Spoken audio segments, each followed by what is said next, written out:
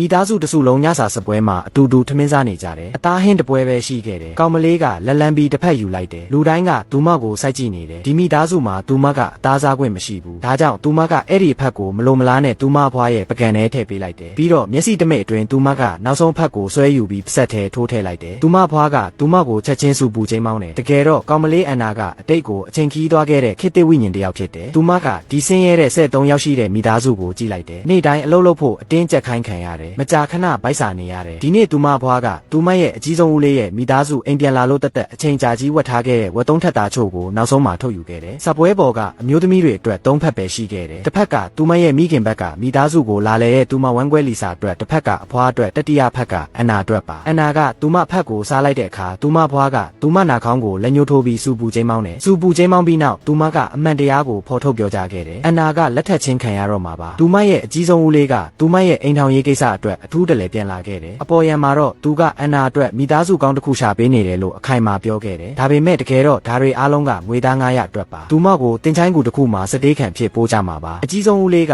အဖွားရဲ့မျက်နှာသာပေးမှုကိုအားကိုးခဲ့တယ်အန်နာရဲ့မိဘတွေကသူမကိုမဆန့်ကျင်ရဲခဲ့ဘူးဒါကြောင့်ပဲသူတို့ကဒီလိုရာမျိုးလုပ်ရဲခဲ့ကြတာပါဒါပေမဲ့သူတို့မသိခဲ့တာကအန်နာရဲ့ဝိညာဉ်ကခေတ္တကဘာကလာခဲ့တယ်သူမကလက်ထပ်ပွဲကိုပြက်ပြက်သားသားညှင်းပယ်ခဲ့တယ်ငွေတွေလွတ်ထွက်သွားတာကိုမြင်တော့အကြီးဆုံးဦးလေးကအဖွားကိုဖြည့်ရှင်းနည်းတစ်ခုရှာဖို့လက်ဟန်ပြခဲ့တယ်အကြီးဆုံးဦးလေးကိုအချစ်ဆုံးဖြစ်တဲ့အဖွားကအန်နာကိုနောက်ထပ်အကြိမ်နှဲငယ်စူပူချင်းမောင်းတယ်ပြီးတော့သူမရဲ့နာခံမှုကိုအတင်းကျပ်ရယူဖို့မေးလဲခြင်းရောက်ဆောင်ခဲ့တယ်အန်နာကဒီလိုလက်ကွက်တွေကိုမကြောက်ခဲ့ဘူးသူမကလက်ထက်မဲ့စားသေးလိုက်တာကမှပိုကောင်းမယ်လို့ကြေညာခဲ့တယ်ပြီးတော့သူမရေတွင်းစီကိုရှောက်သွားခဲ့တယ်သူမကမူလာကသူတို့ကို6လက်ကျင်ယုံလေးပါပဲဒါပေမဲ့သူမခြေထောက်ချော်သွားပြီးသူမတကယ်ပဲပြုတ်ကျသွားခဲ့တယ်ကံကောင်းစွာနဲ့သူမမေကသူမကိုအချိန်မီဆွဲတင်နိုင်ခဲ့တယ်မဟုတ်ရင်သူမပြုတ်ကျတာနဲ့တေဆုံးသွားမှာပါသူမမေကသူမကိုကယ်တင်ရင်လက်မောင်းဒဏ်ရာရသွားခဲ့တယ်အန်နာကနှဆိုင်နဲ့စိုးရိမ်ပူပန်မှုတစ်ခုကိုခံစားလိုက်ရတယ်သူမကိုလက်ထပ်ဖို့အတင်းကျပ်လုပ်ဖို့သူမဖွားကသူမကိုထင်းသိမ်းတဲ့ထဲမှာတောခတ်ထားခဲ့တယ်သူမမေကရင်ကွဲနာကြစွာနဲ့ညဘက်မှာအိတ်တလုံးကိုတိတ်တဆိတ်ထုတ်ပိုးခဲ့တယ်အန်နာကိုအပြင်ထုတ်ပေးခဲ့တယ်သူမဦးလေးအိမ်မှာပုံးနေဖို့ပြောခဲ့တယ်အန်နာကညသက်ခေါင်ရံမှာထွက်ပြေးခဲ့တယ်ဒါပေမဲ့သူမလမ်းမသိခဲ့ဘူးလမ်းတစ်ဝက်မှာသူမက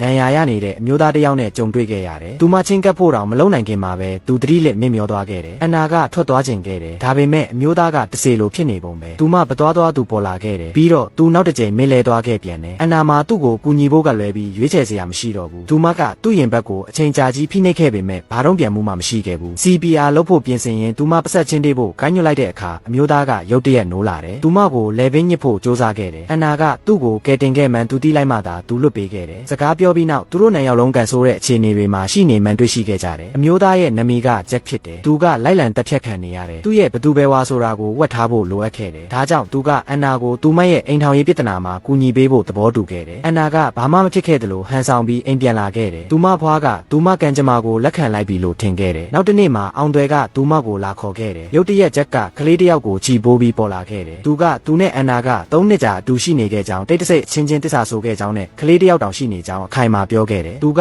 ဒီနေ့အန်နာကိုလာတောင်းတာပါအောင်သွဲကအန်နာမှာကလေးရှိနေပြီးသားမှန်တိလိုက်ရတဲ့အခါသူကအကြီးဆုံးဦးလေးစီကနေငွေသား900ကိုချက်ချင်းပြန်တောင်းခဲ့တယ်အဲ့ဒီခါကျမှလူတိုင်းအမှန်တရားကိုသိလိုက်ရတယ်အကြီးဆုံးဦးလေးကအန်နာကိုအရှင်လက်လက်မြုပ်နှံဖို့ပို့ဆောင်ဖို့ပိုက်ဆံတွေစုဆောင်းခဲ့တာဖြစ်တယ်